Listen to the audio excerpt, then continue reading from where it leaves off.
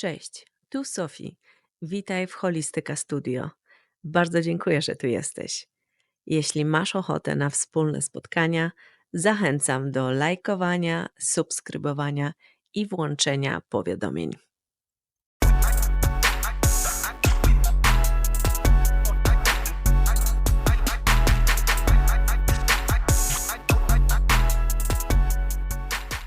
Dzień dobry, witam wszystkich serdecznie na kanale Holistyka. Dzisiaj przed Wami Andrzej i nowy program, który dzisiaj zaprezentujemy.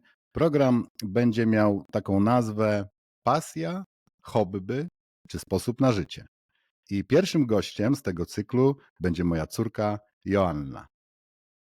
Witamy Cię. Hej! Czy mogłabyś opisać siebie w kilku zdaniach?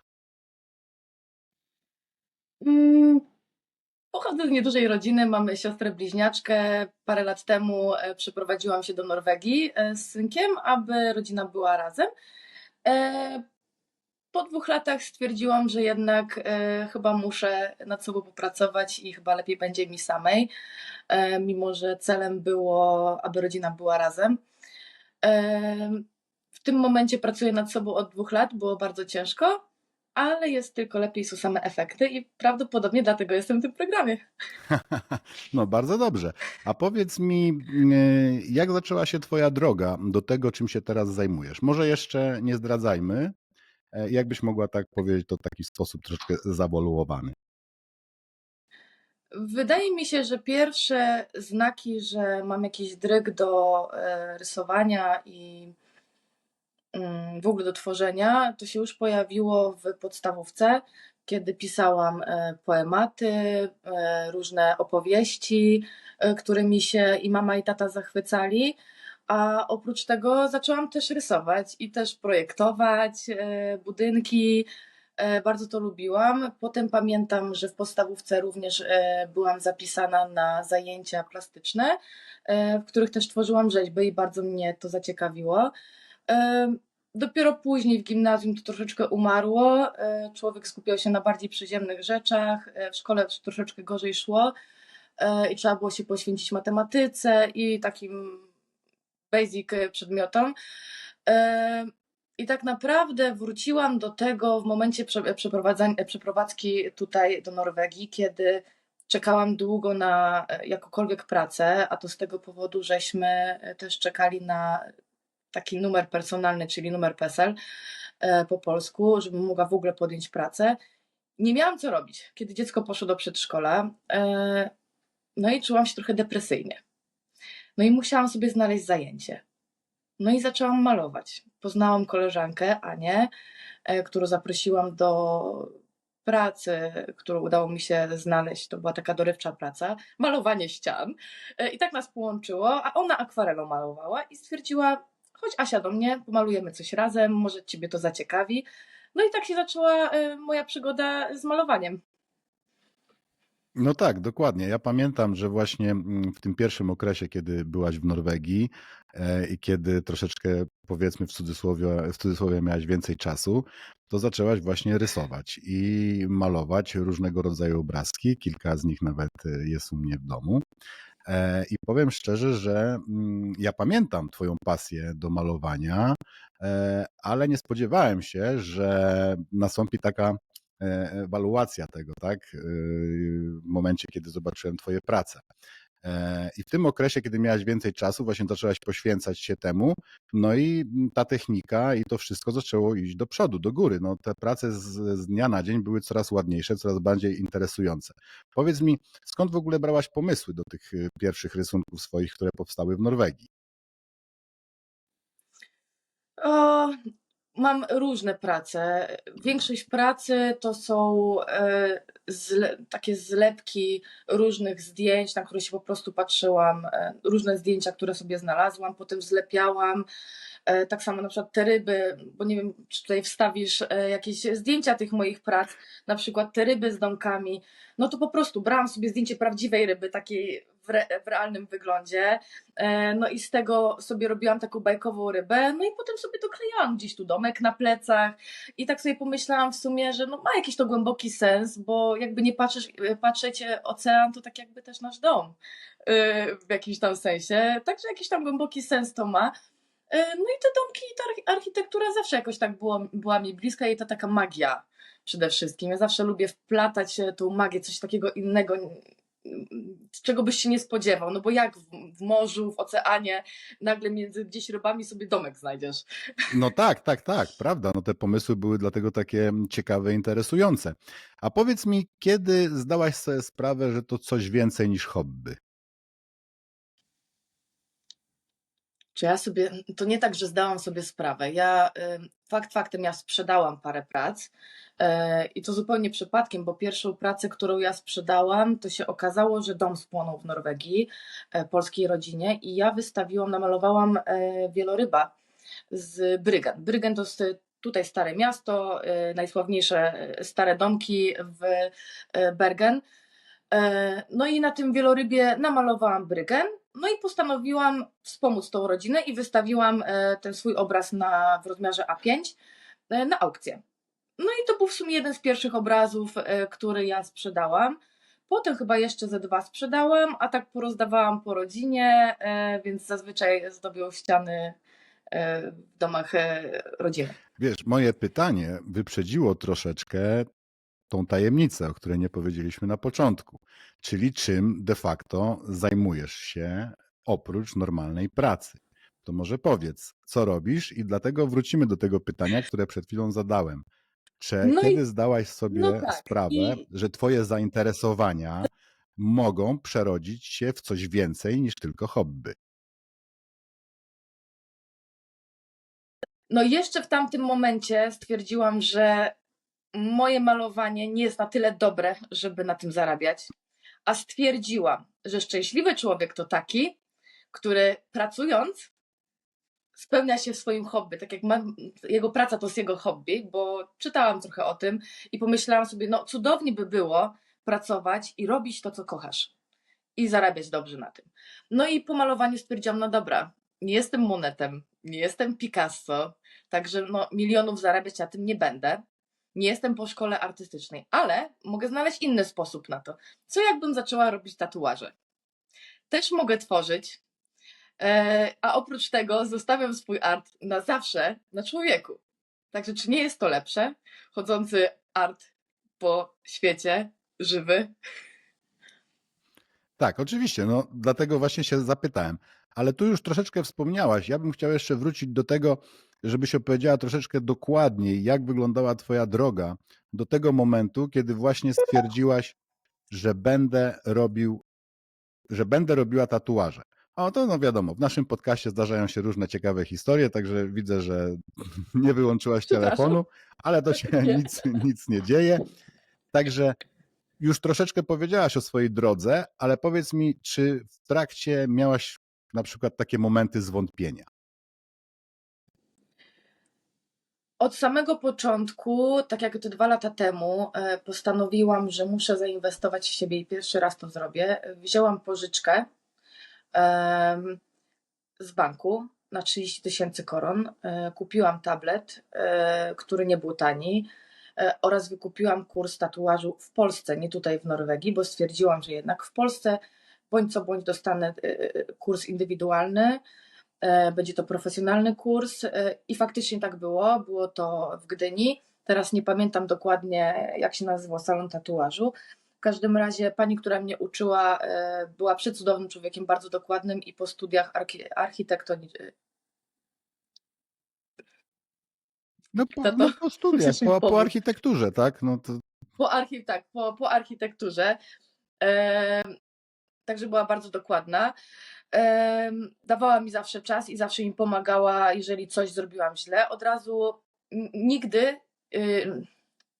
Od razu zaczynałam tatuować na skórze człowieka, nie było to na sztucznej skórze. Także też puścili mnie na szeroką wodę. I było to cudowne, chociaż na początku się bałam, ale po pierwszym dotknięciu igłą w ciało od razu strach minął, poczułam, że to jest to, czułam się usatysfakcjonowana. No i kolejna droga, to już jak wróciłam, już odebrałam swój certyfikat ukończenia kursu tatuażu. Jak wróciłam, wtedy zaczęły się schody, ponieważ jeszcze nie wynajęłam mieszkania, żeby zamieszkać totalnie na swoim. Po drugie, przecież ja nigdy nie mieszkałam sama. Ja zawsze mieszkałam albo z rodzicami, albo z partnerem.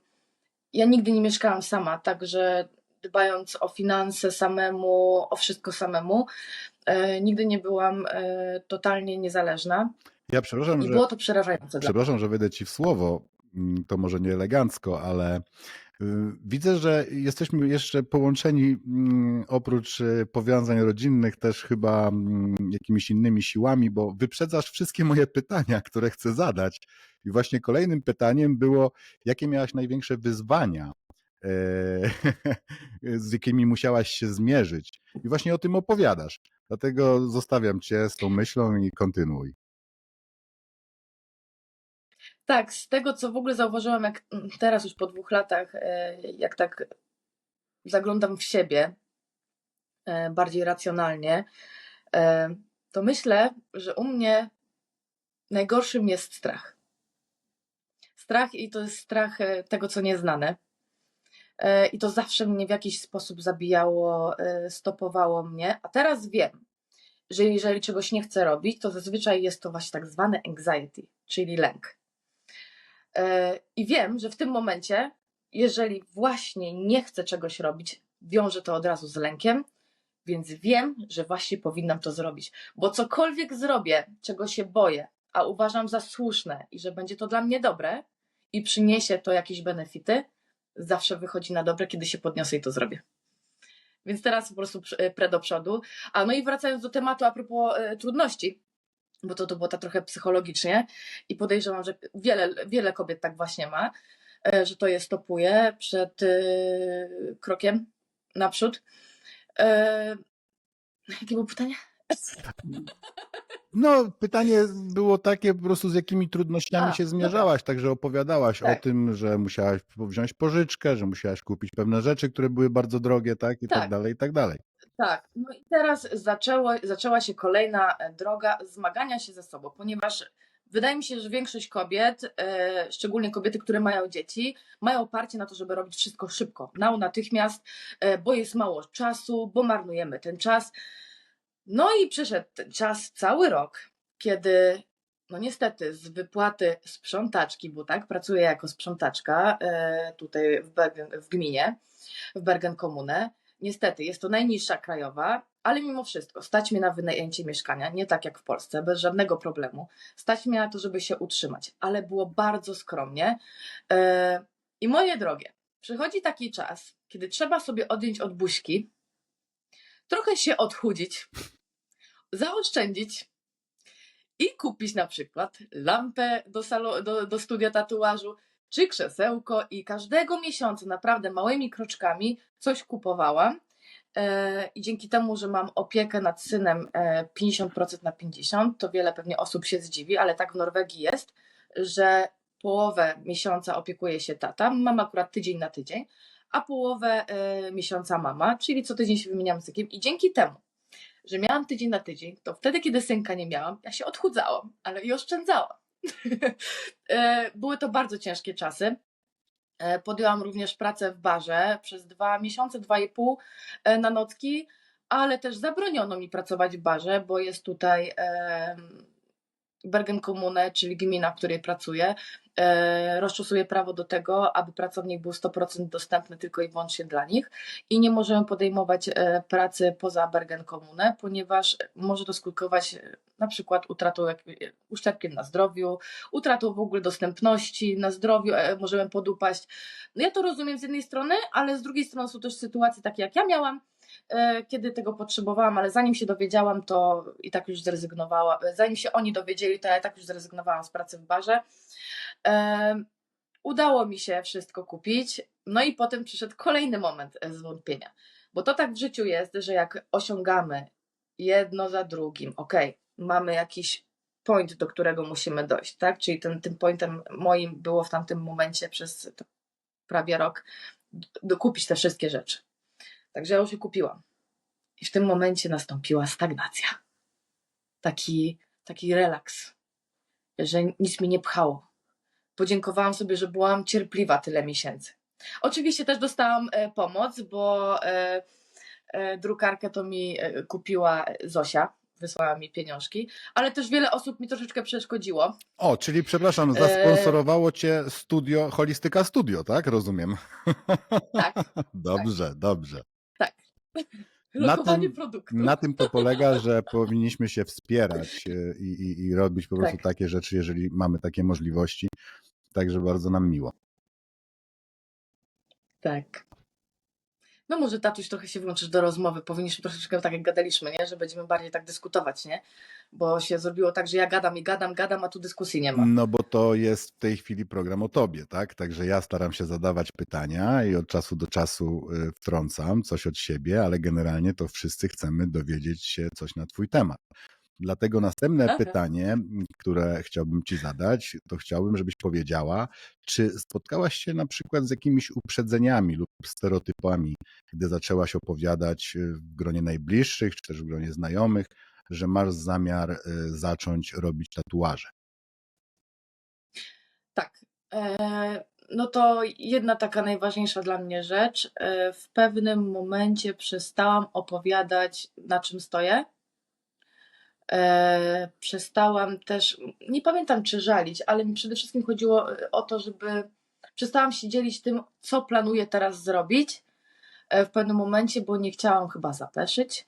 Po drugie, ja bardzo nie lubię, jak ktoś wywiera na mnie presję, bo wystarczy, że ja bardzo dużą presję sama na siebie wywieram i sobie też to uzmysłowiłam jakiś czas temu, że ta presja czasem mnie zabija i wystarczy, że ktoś jeszcze tą presję na mnie narzuci i ja się totalnie wycofuję. I tak jak pamiętasz, tato, jak byliśmy z moim synkiem na wakacje teraz w lipcu, No i miałam pamiętam, bo wam to całkiem niedawno było. zacząć robić tatuaże i wyście to odebrali w momencie, kiedy tam czasem wspominaliście o tych tatuaży. Było czuć taką atmosferę zawieszenia jakby. Wyście tam nie naciskali, ale wspominaliście kiedy te tatuaże zaczniesz No robić, nie, no nie myśmy wiecie. w pewnym momencie A ja? zaczęli mocno naciskać, bo Tak. Ale zanim jeszcze zaczęliście mocno, mi chodzi o tą sytuację, zanim zaczęliście, ale zaczęliście tak lekko o tym wspominać, bo już czas mijał, a mieliśmy tylko ten tydzień. I pamiętam, że się tak totalnie wycofałam, jakby też nawet o tym ostatnio rozmawialiśmy, że tą ścianę tak jakby stworzyłam i ty mi powiedziałeś, że ja byłam naburmuszona, czy coś ten deseń. A prawda jest taka, że nie byłam naburmuszona. Ja tak jakby zamknęłam się w sobie, bo ta presja była dla mnie tak duża, bo to nie jest presja tylko dlatego, że ty chcesz tatuaż i ja mam. Nie, to w tamtym momencie to był ten strach, taka odpowiedzialność, że jednak tatuaż jest na całe życie. I to było w pierwszych takich tatuażach moich, jeszcze od niedawna, które ja wykonywałam, to zawsze był mój największy strach. Zawsze. Znaczy wiesz, Że ja ja chcę ci sobie powiem zrobić szczerze, ja tatuaż. też wiesz, nie do końca wiedziałem, czego mogę się spodziewać, bo ja znowu, to były moje pierwsze tatuaże, tak? Zosia już miała tatuaże, także ona wiedziała, czym to się je, a ja nie. No bo postanowiłem sobie, że jeżeli już zrobię, powiem szczerze tak, nigdy jakoś wcześniej nie myślałem mocno o tatuażach, jakoś nie czułem wewnętrznie potrzeby, że muszę sobie zrobić tatuaż albo chcę zrobić sobie tatuaż. Ale w pewnym momencie zaczęły mi się podobać te rzeczy. No i mówię tak, no jeżeli mam spróbować i mam zrobić pierwszy tatuaż, no to oczywiście musi to zrobić moja córka. No dlatego ja też naciskałem, bo chciałem, wiesz, żeby już do tego doszło, żeby po prostu moja ciekawość, wiesz, dostała, jak to się mówi, upływ emocjom. No i dlatego tak, żeśmy cię naciskali, ale myślę, że bardzo dobrze, bo chyba to był moment taki przełomowy. Tak, był to moment przełomowy, szczególnie jak już tobie zrobiłam pierwszy tatuaż, bo chyba się tym najbardziej stresowałam. I potem jeden, kolejny i kolejny i to tak szło, jeden za drugim i w końcu się okazało, że ile ty masz tatuaży? No czekaj, niech policzę. Mam jeden 4? taki mały na Raz, ręku. 2, 3, 4, tak, 4. tak. Co prawda 4. nieduże, Tak. ale 4 mam, tak. I wszystkie. Najbardziej to szokował mnie ten tatuaż na uchu. To był po prostu hit. Bez kalki, bez niczego, ręka prawie że w powietrzu, jedziemy na uchu. No widzisz, czyli wymyśliłem ci bardzo taki hardkorowy temat, tak? Zrobić Tak, tatuaż na uchu. Powiedz mi, czy już tak. komuś robiłaś tatuaż na uchu? Oprócz mnie? Nie, O widzisz, no to... nigdy, nigdy. Ale nie mam absolutnie z tym problemu i nawet mówię, że nie ma problemu, możemy robić na uchu. Już robiłam. No teraz kolejne pytanie, które być może nie będzie związane stricte z tatuażami, ale oczywiście zależy, jak to rozwiniesz. Powiedz mi, co uznajesz za swój największy sukces? I to tyczy się czy życia osobistego, czy zawodowego, czy hobby. Jakbyś tak mogła spojrzeć kilka lat wstecz na dzień dzisiejszy, bo wiadomo, że pewnie jeszcze wiele sukcesów przed tobą, ale dzisiaj, jakbyś miała tak powiedzieć nagle, ach, co jest takiego, co naprawdę sprawiło mi przyjemność i jestem z tego dumna? To najpierw co w sobie cenię, ty mówiłeś, tak? E, Znaczy, chodziło mi, zadałem pytanie, jaki jest twój największy sukces? Co uważasz za swój największy największy, sukces w życiu do tej pory? Tak. chyba to, że odnalazłam i przekonwertowałam to malowanie na coś, co może dać mi stały zarobek w przyszłości, a oprócz tego jest to moją już pasją, bo tak czuję, za każdym razem jak zaczynam dziarać, to wchodzę w zupełnie inny świat. Nic innego nie istnieje. Jestem usatysfakcjonowana, cieszę się, wyłączam się totalnie. I myślę, że każdy, kto do czegoś takiego dojdzie, może być z siebie zadowolony. Czyli widzisz, to będę znowu wyprzedziłaś kolejne moje pytanie, bo miałem się ciebie zapytać, czy masz takie momenty w życiu, kiedy musisz odciąć się od normalnej pracy poprzez zajęcie się czymś innym. No i właśnie powiedziałaś to, że kiedy zaczynasz projektować, kiedy zaczynasz malować, czy na papierze, czy na innym materiale, czy na ludzkiej skórze, to jakby wchodzisz w inny świat, tak? Także już mamy Tak. odpowiedź na to, ale no super. A powiedz mi na przykład, jak godzisz pasję na dzień dzisiejszy z życiem osobistym i z pracą normalną? Także tak. Jest potrzebna bardzo dobra organizacja i dyscyplina, ale też trzeba być dla siebie miłym i uprzejmym. Też to zrozumiałam parę razy, bo oprócz tego, że mam pracę na 100% etatu, to jeszcze robię prawie codziennie trening. Nie robię codziennie. Kiedyś też strasznie wywierałam na siebie presję, żeby to jednak było codziennie. Po paru kontuzjach, wypaleniu też stwierdziłam, że trzeba troszeczkę odpuścić. Wystarczy 4 razy w tygodniu. Ważne, żeby to zrobić. A trening trzeba robić dlatego, żeby czuć się zdrowo. Przy wykonywaniu tatuażu przyjmuje się różne pozycje. I bez treningu nie ma możliwości, żeby wykonywać tatuaże jeszcze po fizycznej pracy, jaką ja jeszcze mam. Chociaż ja traktuję swoją fizyczną pracę, sprzątanie troszeczkę jak cardio, bo ja bardzo szybko pracuję. No i wracając jeszcze do tego, jak ja to wszystko godzę, no idę rano do pracy, w tygodniach, kiedy nie mam swojego syna, idę rano do pracy, zawsze ta sama godzina, ja dbam bardzo o sen. Godzina 22, punkt 22 w łóżku. Bo pamiętajmy, że od godziny 22 powinniśmy zasnąć, bo potem mamy fazę REM i ta faza REM wpisuje się w odpowiednie godziny w czasie nocy. I to też trzeba o tym pamiętać, żeby jednak nie zarywać nocy, bo to potem przechodzi nam na cały dzień, a potem na całe tygodnie. Jedna noc nieprzespana, cały tydzień, nie odeśpisz tego. Nigdy nie odeśpisz tej nieprzespanej nocy. Następnie wracam do domu, jakieś tam pojedyncze zakupy. Staram się robić zakupy jak najrzadziej, żeby nie marnować czasu. Wracam do domu, robię sobie zupkę na 2-3 dni. Też, żeby nie marnować czasu, wtedy siadam, robię projekty. Zazwyczaj umawiam klientów na weekendy, kiedy nie mam syna i to mi na razie wystarczy. W momentach, zazwyczaj w niedzielę już nie umawiam nikogo, ponieważ w niedzielę o 15 odbieram synka na kolejny tydzień I zazwyczaj, jeżeli chodzi jeszcze o życie prywatne, o przyjaciół, no to staram się właśnie w sobotę po zrobieniu tatuażu jeszcze wyjść, spotkać się i jakoś mi się to ostatnio udaje.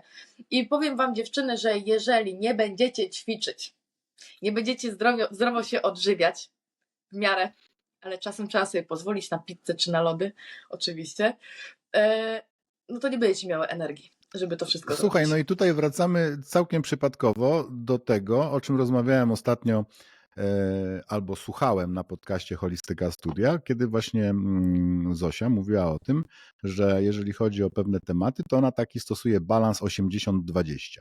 Czyli 80% to ma być wszystko takie zdrowe, dobre, pomocne dla organizmu, a te Tak, 20% to od czasu do czasu możemy pozwolić sobie na kawałek czekolady, kawałek tak, pizzy, czy właśnie to, o tak. czym powiedziałaś. Także zgadzam Także się ja z mam tobą. tak a propos tego, co Zosia powiedziała, ja wam powiem tak, że ja ogólnie robię sobie takie przyzwolenie jednego dnia w miesiącu. Zazwyczaj jest to przed tymi dniami, co kobiety mają, bo wtedy mamy największe parcie na takie niezdrowe rzeczy. Więc żeby zapobiec na przykład całemu tygodniowi chodzenia do sklepu, kupowania sobie czekoladek, choć ja jestem daleka od tego, to ja sobie jednego dnia, kiedy już naprawdę nie wytrzymuję, idę kupię sobie kubełek lodów, takie te chipsy tortilla, sos serowy, guacamole. I tego wieczora siadam sobie z Netflixem i opycham się tak długo, aż się źle poczuję. I wtedy mam dość na kolejny miesiąc, zazwyczaj. No tak, ale W ten sposób to tu działa. już przesadziłaś. Trochę nie promujmy znowu takiego szaleństwa, wiesz, że się potem, No dobra, ale to jest tylko jeden dzień w miesiącu. że się człowiek... W imię całego miesiąca zdrowego? No tak, ale potem pomyśl, ile musisz odpracowywać to na siłowni, także... Nie. Mi się wydaje, że ten jeden dzień jest okej właśnie. Gorzej jakbym jadła sobie parę dni w miesiącu tego batonika. Tak mi się wydaje. No, no tak, oczywiście, jak najbardziej. Nie, no ja tak samo wychodzę z tego założenia, że wiesz, od czasu do czasu trzeba sobie pozwolić na pewne przyjemności, bo przecież życie na tym polega, żeby również uprzyjemniać sobie je w różnych sytuacjach i w Tak. różnych momentach, tylko oczywiście, żeby nie przesadzać. A powiedz mi, czy możesz powiedzieć coś teraz troszeczkę jakby z drugiej strony, bo w tym takim całym procesie dochodzenia do pewnych rzeczy pojawiają się też porażki albo w każdym bądź razie jakieś potknięcia. Czy mogłabyś powiedzieć, jak starasz sobie radzić z takimi tematami? To trzeba by pomyśleć też, o jakich porażkach mówimy, bo jedyne porażki, które na razie ja doświadczyłam przez te ostatnie 2 lata, to raczej porażki uczuciowe, sercowe. Mhm. Ale może i tak miało być, bo chyba inaczej byłaby to wielka przeszkoda w tym, co teraz mam. Tak jak patrzę wstecz. No, I była. dobrze, to żebyśmy długo nie byli jakby w takim minorowym nastroju, to powiedz w takim razie, co na dzień dzisiejszy mogłabyś uznać za swój taki no, sukces? Chyba żeśmy już na ten temat rozmawiali, ale jakbyś mogła to powtórzyć albo przytoczyć coś innego. No to coś innego troszeczkę to sukces, że po pierwsze stworzyłam sobie ten system organizacyjny, że jest jakaś stałość, że ja wiem, że ja mam klientów, że ja robię projekty, znaczy nie bez przerwy, że mam czas na te projekty, ja je robię i że ja wiem, że ja mam. To jest taka ciągłość dodatkowego zarobku, który na ten moment jest dla mnie zadowalający, ale wiem, że rokuję na jeszcze lepiej. I już w tym momencie może się zaczęłam się troszeczkę zastanawiać, zachodzić w głowę, jak ja mam ugryźć niedaleką przyszłość, bo mam wrażenie, że zaraz będzie mi trochę brakować czasu. Czy możemy tu się na chwilę zatrzymać, bo znowu za chwilę wyprzedzisz moje kolejne pytanie, a moje kolejne pytanie jest takie, jak widzisz swoją przyszłość? Czy masz jeszcze jakieś nieodkryte marzenia? Tak, moją przyszłość to widzę w ten sposób, że prawdopodobnie chciałabym pracować sama dla siebie, mieć swój salon tatuażu. Tak widzę swoją przyszłość. A oprócz tego marzy mi się Marzą mi się wyjazdy takie, to są takie wymiany dla tatuażystów, że znajdujesz sobie na całym świecie różne miejsca, salony tatuażu jakieś sławne, jedziesz sobie tam na praktyki i cię uczą różnych tam stylów, jak pracują. No to takie rzeczy mi się jeszcze marzą, ale to jest taka daleka przyszłość. A może nie daleka, kto wie.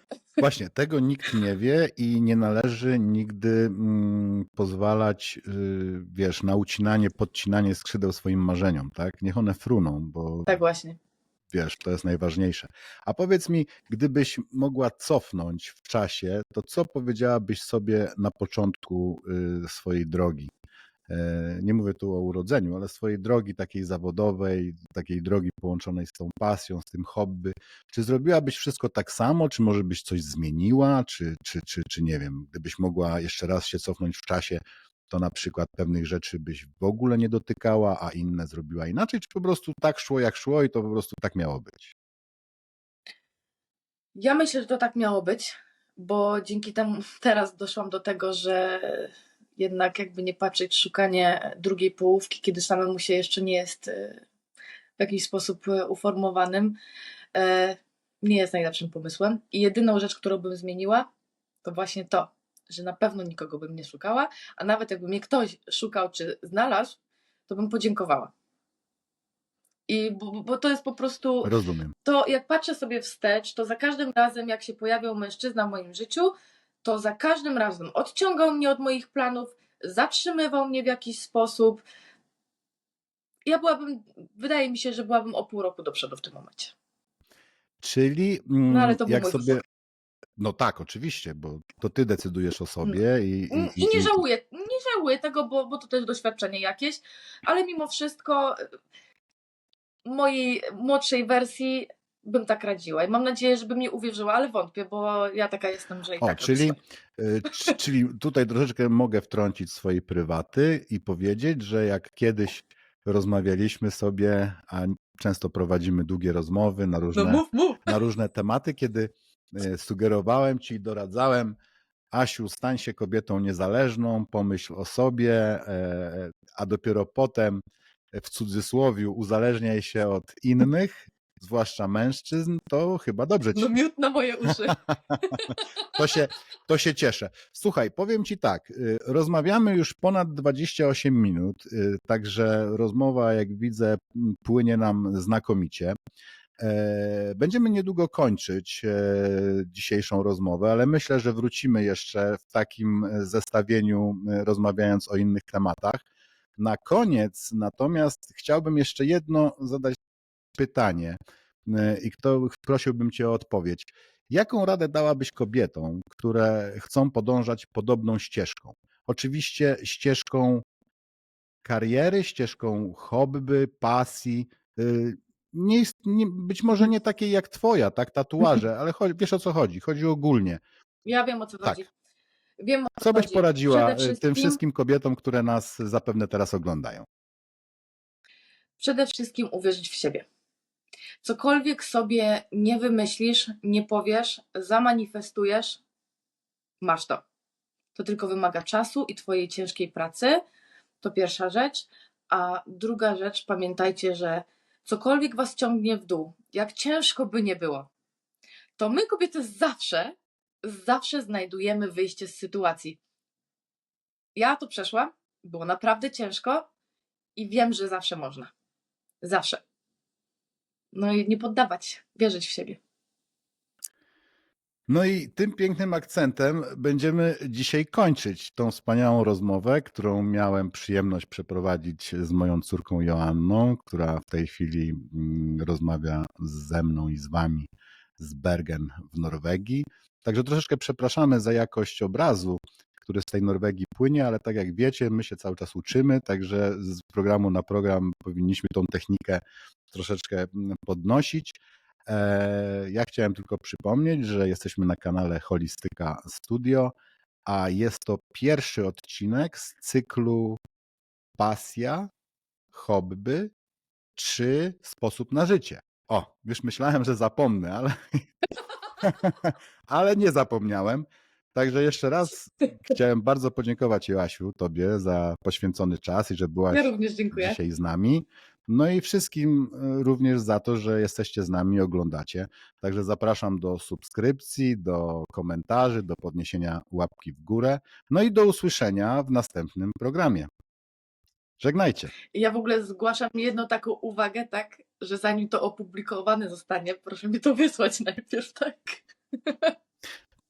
No tak, oczywiście będzie program, pozwolimy ci autoryzować, tak? Pozwolimy ci autoryzować, także nie martw się, przed publikacją będziesz mogła uczestniczyć w trybie montażu. Także ja jeszcze raz ze swojej strony Dziękuję. dziękuję i do zobaczenia.